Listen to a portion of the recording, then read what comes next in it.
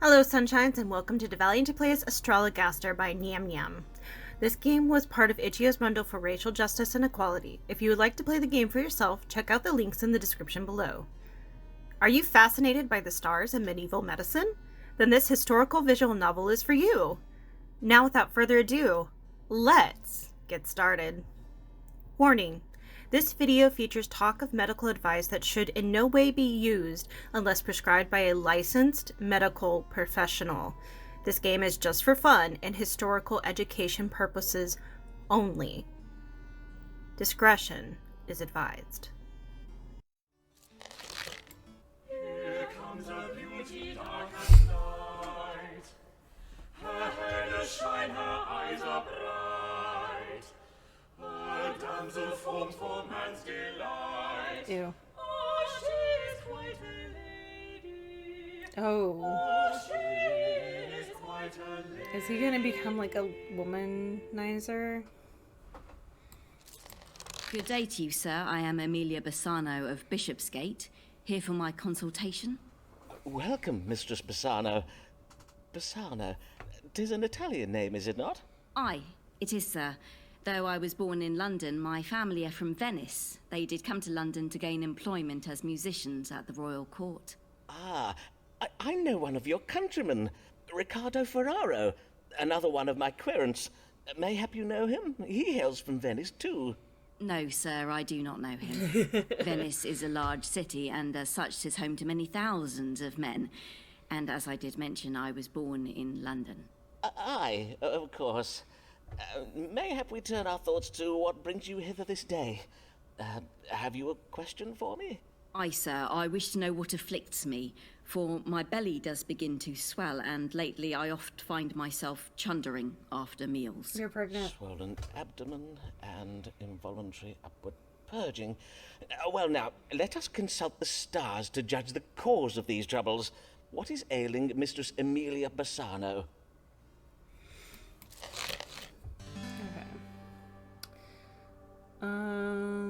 Okay. I think that's what we want, Scorpio. Querent is suffering from liverworm. It's exactly what we want. Totally what we want. Querent is with child, yeah. Scorpio is the ruler of that. And then a crick in the knees caused by the pressure of excessive weight gain. No, she's with child. Yeah. I neglected to ask. Is there a Mr. Bassano? It's none of your business. Aye, my father still lives. I mean to say, are you yet married, Mistress Bassano? I presume you are, for the stars indicate that you are with child. Wondrous news indeed. Ah, I see. Of course, it is natural for a young lady to be a trifle anxious when she's expecting her first child. And I see you are anxious, are you not? Aye, Mr. Foreman, I own that I am. Well, doubtless you are anxious owing to the unpredictable nature of your condition. For instance, sometimes the child might emerge from its mother's womb early, weeks or even months earlier than anticipated. This possibility is a medical fact, and one that should be explained to any husband you may... Do you see what I'm saying, Mistress Bassano? Get married. Nay, not in the least, sir. You need to get married immediately. Some of my maiden querents, I assume you are still unmarried and therefore a maiden, when they find themselves inexplicably with child, they oft do not remain unmarried for long. I advise you to discuss this with your family without delay, Mistress Bassano. Doubtless they will be keen to make the arrangements for you. I see. Yes, of course. I must lose no time in finding a husband. I thank you, Dr. Foreman. Good day. Alright, the querent did present with a swollen abdomen and involuntary upward purging. I did judge the querent as being with child. Methinks the querent was pleased with me for reading the day that I gave this day. Excellent. Could you be a little more pleased? That'd be awesome. Drag to the left. One page. Mary Payne is frightened when she spies a looking glass. For 'tis a portal out through whence the gates of hell the blast. A deadly and foul wind that comes direct from Satan's mouth. La, la, la, la, la, la, la.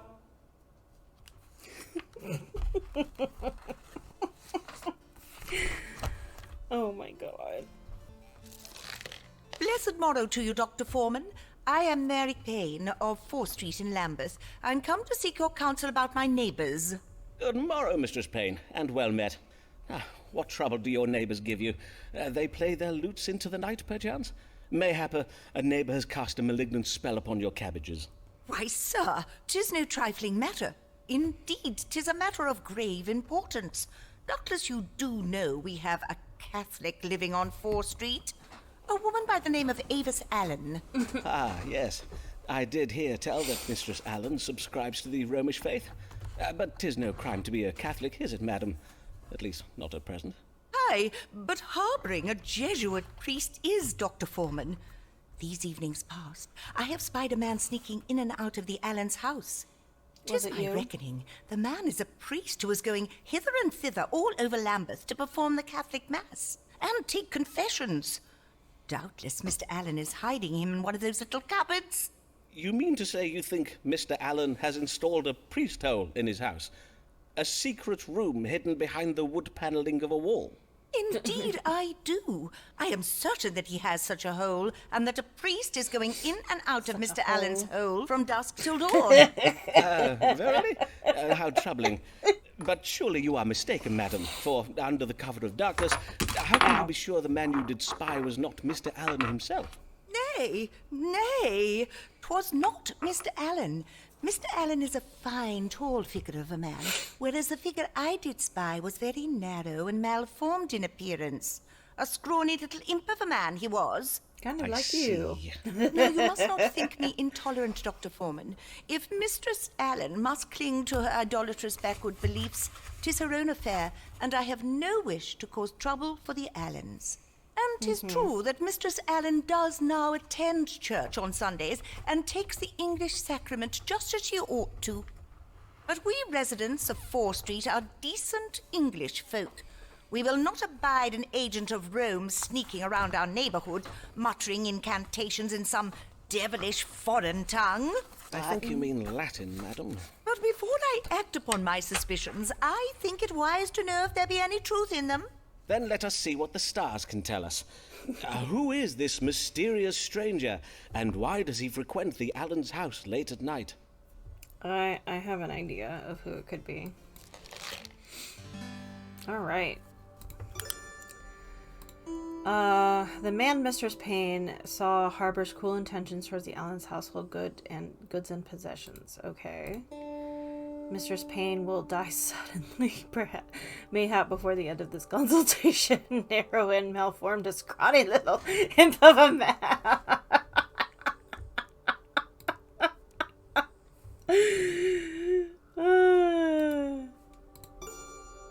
She still might die. Read the stars by... Okay. This speaks of a relationship of an untrustworthy foreigner, as foreigners are untrustworthy by nature. Of course they are. This element may be of no particular significance. It represents a foreigner, just untrustfulness. Mistress Allen's maternal instincts have been thwarted by her inability to bear a child, but she stubbornly persists in trying to reverse her infertility. Yeah, okay. And then what do we have? The stars speak of an educated man who adorns himself in fine clothes. The man Mistress Payne saw is a public enemy who engages in adulterous idol worship of Virgin Mary. In other words, he is a Jesuit priest. Okay.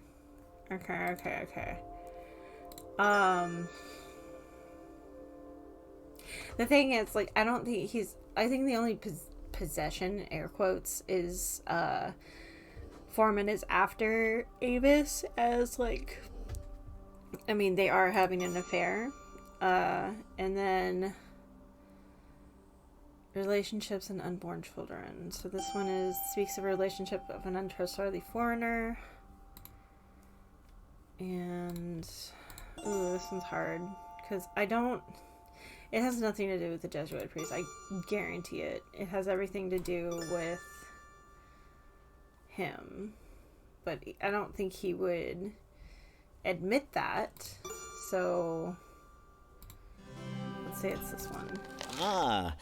'Twould seem the man you saw is a foreigner who's been secreted into the Allen house to aid Mistress Allen with their family difficulties. Family difficulties? Come, Dr. Foreman. Pray, speak plain. Ah, well, as you doubtless know, the Allens have never been blessed with a living child. Mayhap 'tis the belief of Mistress Allen that the seed of a foreigner would prove more powerful than the, demonstrably less successful seed of Mr. Allen. Then 'tis naught but adultery, fornication with a foreigner. Mistress Allen will pay dearly for such sinning. Her soul will be damned to an afterlife, beset by the exquisite tortures of hell's capricious demons. Aye, well, according to scripture, that is technically true.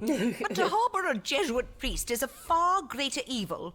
We must be glad that Mistress Allen commits naught but the sin of adultery, conducted late at night, with a man who gives forth strong foreign seed. You have given me much to think on, Dr. Foreman.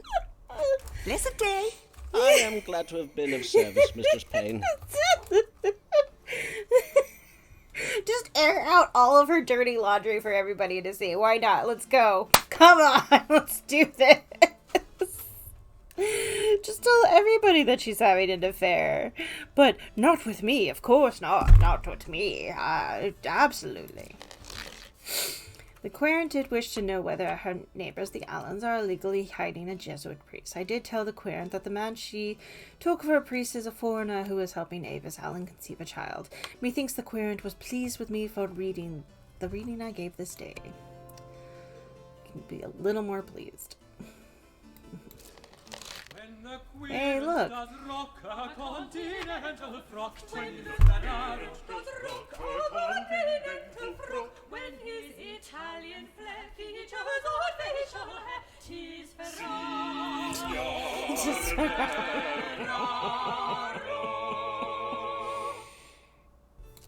God give you good day, signor. And how may I assist you? 'Tis I, Riccardo Ferraro, come once again to see the great dottore, Simon Foreman. So I see. What brings you this day? I bring myself to you, so you trade my illness. 'Tis very grave. And, what might this illness be? Perchance we might start with your complaints. First problem is the laughter that cannot be controlled. Uncontrollable laughter, you say? I see. Anything else? Next problem, the dancing that cannot be controlled. Uncontrollable dancing. And yet, you do not appear to be dancing at present. What can I say? 'Tis uncontrollable dancing. I cannot control when I dance. Nay, 'tis a fair point.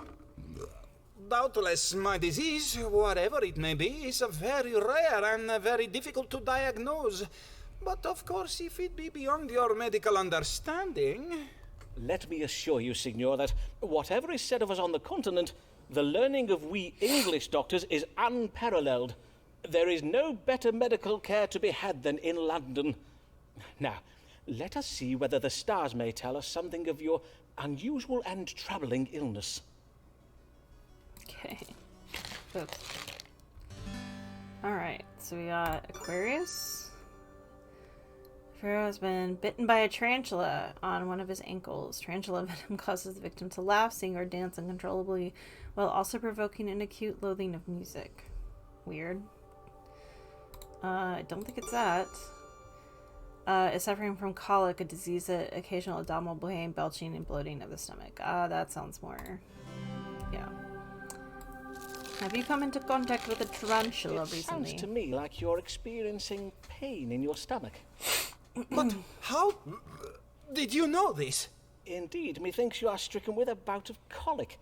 Most doctors do advise upward purging, but I have found the dog cure more efficacious in cases of colic. The dog cure? Aye. First you must find a dog lying idle on the ground. On any street in London you will find such a creature. Then you must kick the dog away, lower your breeches, and then make water upon the spot where the dog did lie. If you say so, Signor Foreman.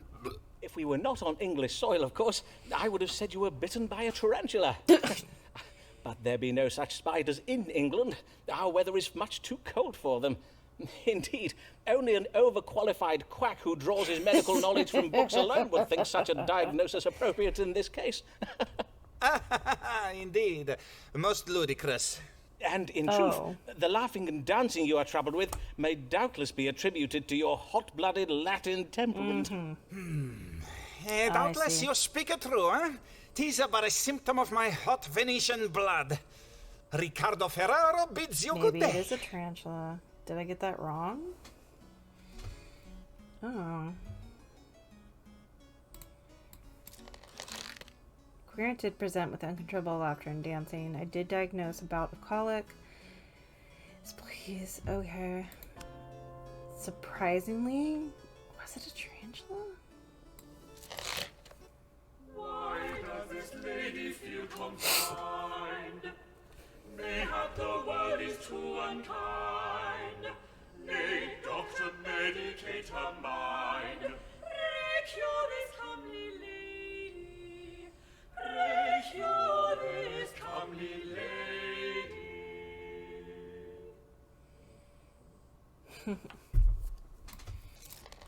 Good day to you, madam.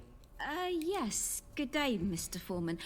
Pray tell, is your Venetian querent Riccardo Ferraro one of the patients you treat for troubles of the mind? Forsooth, his manner is right strange. I passed him at the door, and when I addressed him in the Italian tongue, he abruptly turned from me and ran away down the street. Nay, Signor Ferraro has no grave troubles of the mind that I'm aware of. Mayhap he was merely dumbstruck by your beauty, madam.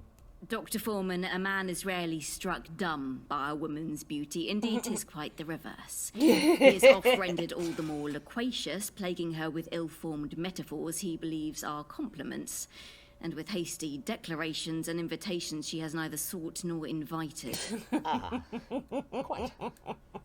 But let us turn our minds to happier thoughts. I did lately hear of your marriage to your cousin, Mr. Alfonso Lania, for which I must congratulate you. And as I recall, you were with child when I last saw you. I was, as you correctly judged. And your child and husband are both well, I hope? I would rather not discourse on the subject of my husband, Dr. Foreman. As it pleases you, madam. What brings you this day? Lately I have been feeling heavy and lethargic. I do also find it hard to fix my attention upon the book I am reading or upon words I am composing. And yet, although I oft feel right tired, I am having difficulty sleeping. Well, becoming a mother, beset with all the demands of a suckling babe, can force change upon the normal rhythms of life. Nay, 'tis not that, for I have employed a wet nurse for the feeding and much of the care of my son. Methinks I must have some kind of disease. Probably I postpartum. see. Let us consult the stars to see what afflicts you. What is ailing Mistress Amelia Lania? Keep getting there. Suffers melancholy, which is an excess of black bile. This suggests a mild imbalance of black bile in the body. This suggests an illness. The illness is incurable. Querent suffers from phlegmatism. There's an temperament associated with the excess of phlegm, characterized by stoicism and stubbornness. But she hasn't had an excess of phlegm. Querent is troubled with the excessively choleric temperament. It is associated with the excess of yellow bile. Suffers exhibit an aggression, opinionated nature. Suggests illness is chronic. This represents the imbalance of yellow bile. Of the digestive system. Come on. I mean, it would be like depression, so that is a melancholy. Mistress Lania, the stars indicate that your suffering is occasioned by melancholy, or, in other words, black bile. I see. And what treatment can you give me for it? Before we speak of treating your condition, madam, I think it wise we determine what has provoked it. You did express a desire not to speak of your husband, and I cannot help but think that such a reluctance reveals where the source of your troubles might lie. To wit, within your marriage. Would I be right in thinking this? I do not wish to cause you distress, madam, but as a doctor, I do feel I must press you in case it is relevant to your troubles. My marriage is not a happy one, Dr. Foreman. Mr. Lanier and I do not agree on matters of money, and strong drink. I see. And what are your opinions on these subjects? That he spends all our money on strong drink. He disagrees. And your husband cannot be brought around to see your point of view, nor you his, I presume. Well, the marital discord provoked by strong differences of opinion can oft engender melancholy in a wife. Until the matter is resolved between you, you may take a syrup of roses and chicory. Drink of it each day, and it will serve to reinvigorate your vital spirits. I will also have my manservant William bleed you of some of that excess bile. I thank ye, Dr. Foreman.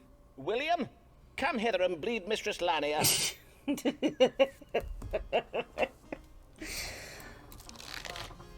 Querent did present with symptoms of heaviness, lethargy, troubled sleep, and an unnatural pallor. I did advise the querent that she suffered from melancholy. I had her bled and described a treatment of rose and chicory syrup. Methinks the querent is most pleased. I mean... Sir, I thank you for your recent inquiry with regards to obtaining a license to practice medicine. I note from our records that you terminated your enrollment at our institution some years ago on the grounds of insufficient funds. Whilst we do not ordinarily issue medical licenses to men who have not first completed a medical degree, proof of equivalent professional experience in the form of letters of recommendation may be taken into consideration. Minimum of 8 such letters of recommendations are customarily required. I advise you to write to us again once you have obtained the requisite number of letters. John Caldwell, Vice-Chancellor, University of Cambridge. What is variation? We no longer show. These formants now are patient and Avis is the cure. This is so fun. Ah, my dear Avis, what a pleasure it is to see you. I have oft thought of our last... I cannot tarry long. My husband will be expecting me home. Of course. But, dear lady, is something the matter? Of course. Do not all your querents come with a matter they wish an answer to? Well, yes. I wish to ask of the stars whether a man I am close with, a man who is not my husband, whether that man be also close with another woman. A man you are... I see. Well... If I am to judge the stars for you, I must ask you to be more precise. In what sense do you mean close? The platonic bond of friendship? Nay, close in the sense of being intimate. I see. Then 'tis the familial tie of kinship, perchance. Nay, I mean someone with whom I have shared physical relations. Verily, madam, if I am to give you an accurate reading, you must state your question clearly. Methinks you know full well what I ask. I bid you ask the stars whether my lover is, that is to say, be it true that he engages with another woman in acts of strumpy-humpy. Madam, you astonish me. 'Tis unlike you to speak such indelicate words. Now, if I understand you correctly, you have a lover, and you wish to know whether he has been sharing his tender favours with another woman. Aye, but did I not verily say so? And now that we have at last fathomed your question, let us read the stars to fathom an answer. Has Mistress Allen's lover been unfaithful to her? I thought you were her lover. I'm confused. Mistress Allen's mind has been turned by jealousy and confusion. Saturn is the detriment in retrogrades. Neptune. This consultation will provoke unexpected intimacies between me and Avis. Oh, this represents a surprise. This represents intimate relations, okay. Mistress Allen should be more optimistic about her romance with this man. Okay, so that's in our favor. So, Mistress Allen's lover is seeing a woman who is willing and able to marry him. He wishes to continue his family line. Allen no longer pleases her lover. The spark has been lost. Oh. Lover wishes to father a child. Okay, House of Unborn Children. Represents masculinity. Wow. Okay. What? Which one is that?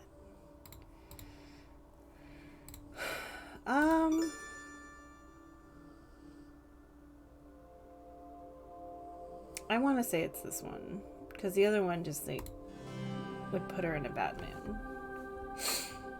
And I'm also pretty sure that she's talking about us, so I don't know. The stars are most clear, madam. Your lover has not been coupling with another woman. He has not. Forsooth, the stars say that your mind has been turned by jealousy and confusion. Now, if there is nothing further, madam... Oh, how relieved I am to hear you say this. Oh, Simon, what a fool I have been not to trust you. but you... this lover... 'twas me all along? You were not speaking of some other man? I beseech you, pardon me, Simon. I had to know the truth from the stars, for I did hear tell of other women. But how could you not see? No other woman is to me so dear and verily I... Is it not clear to you that I... Do you verily, Simon? Oh, my dear sweet... You're gonna kill her husband and marry her. The querent did wish to know whether her lover is engaging in intimacies with another woman. I did advise the querent that her lover remained loyal to her. The querent revealed that I was the lover that she was referring to. This caused confusion, though it was quickly resolved. Methinks the querent is most pleased for me reading I gave today. Coitus post consultation. That's, yeah. How many of these are we going to get?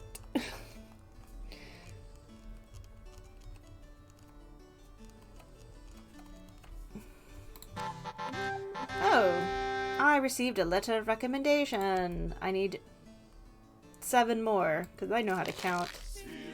Fortescue always has what's new. Far ahead of friends of our friends. She oft gets her hands on goods from foreign lands. That captain food trust he sends. Good morrow, madam. I humbly welcome you to my consulting chambers, and thank you for choosing my practice. Mistress... Fortescue. Mistress Sybil Fortescue. Well then, Mistress Fortescue, what may I assist you with this day? I come upon a most troubling matter, sir. I know not whether it is a medical matter or something else. I see. Pray describe your trouble to me, madam. Well, I suppose it all began with the dinner I hosted at my house last even. Mayhap you have heard of my dinners, Dr. Foreman. They are much talked about. Though I fear last evening's dinner will be talked about for all the wrong reasons. Talked about, you say? Yes, indeed, invitations to my dinners are much sought after, for I host the most desirable of guests. Lords, bishops, poets, explorers, painters, and the like. Why, last eve I hosted the famous Robert Lord Devereux, the playwright William Shakespeare, and the Bishop of London and his wife. As well as fascinating conversation, at my table I served the very latest and most original dishes. I'm sure Last you do. even, I served an exotic green vegetable called a potato. So crisp and refreshing. My dear husband sent them home to me from the New World. Doubtless you have heard of my husband, Captain Fortescue. He is a great friend of Sir Walter Raleigh. I see. Your dinners do sound most excellent, Mistress Fortescue. But what occurred at last eve's dinner that has you so distressed? Well, in truth, 'twas after dinner. We all felt a strong desire to take some air, and so we left the table to take a turn in some pleasure gardens nearby. But then, as we were walking along the path, right in the middle of the gardens, in full public view... Pray do not distress yourself, madam. Prithee, take your time. My guests and I were, all of a sudden, stricken with pain. We began chundering and voiding from our... But there was nowhere to turn, you see. There were no bushes close by to shield our modesty. 'Twas unspeakable. A moment, madam, as I note this down.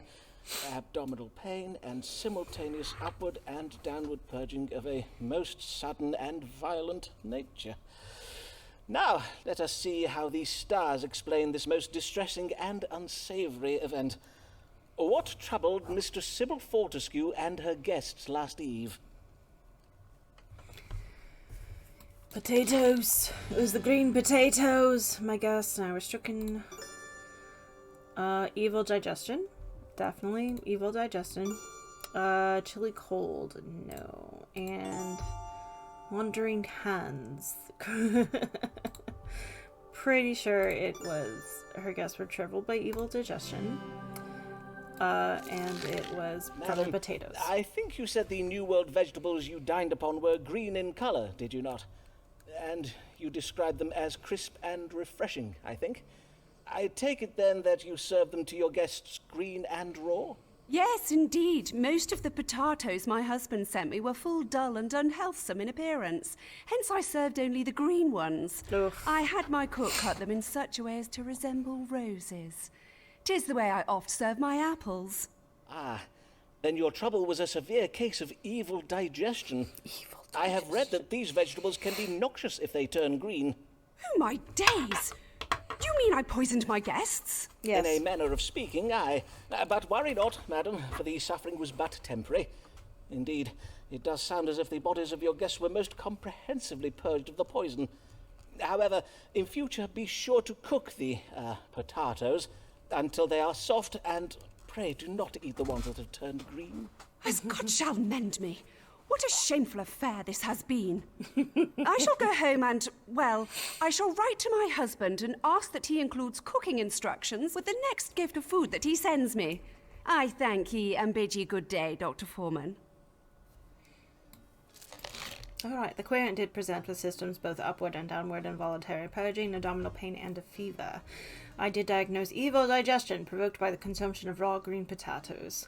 Methinks the querent is most pleased with me for a reading I gave today. We return for another consult. This querent will return for another consultation. Excellent, excellent. What a fine-looking young man Dr. Foreman has for a manservant. Oh, everybody's talking about William. Thank you for joining me as I played Astrologaster by Niam Niam. That name. The next episode will be out shortly. If you enjoyed what you saw, please leave a like, a follow, and ring that notification bell so you'll know when the new episode drops.